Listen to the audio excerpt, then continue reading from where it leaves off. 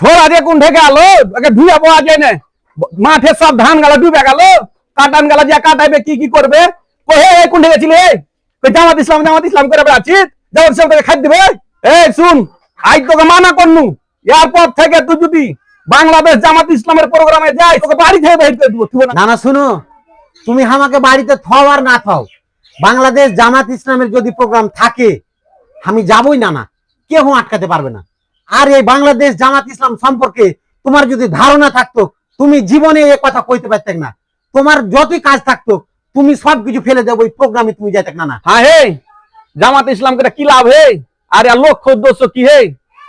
না না শোনো, বাংলাদেশ জামাত ইসলামের লক্ষ্য উদ্দেশ্য হচ্ছে বাংলাদেশের নিয়মতান্ত্রিক ও গণতান্ত্রিক পদ্ধতিতে ন্যায় ও ইনসাফ ভিত্তিক সমাজ প্রতিষ্ঠা করে মহান আল্লাহ তাআলার সন্তুষ্টি অর্জন।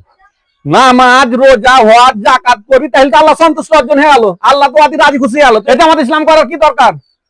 না না শুনো, নামাজ রোজা হজ যাকাত সব ফরজের বড় ফরজ হচ্ছে আল্লাহর জমিনে আল্লাহর দিন প্রতিষ্ঠা করা। তুমি চিন্তা করে দেখো না, কোরআনে সব চাইতে বেশি আলোচনা দিয়েছে দিন কায়েমের, নামাজ রোজা হজ যাকাতে চাইতো বেশি।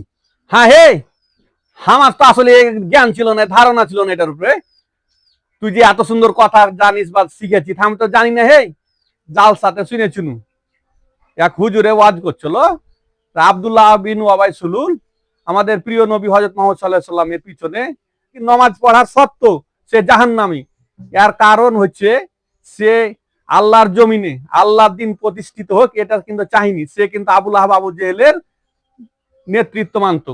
সম্মানিত ভাইরা, আসুন আমরা আল্লাহর জমিনে আল্লাহর দিন প্রতিষ্ঠা করার জন্য সংঘবদ্ধ প্রচেষ্টার মাধ্যমে কাজ করি।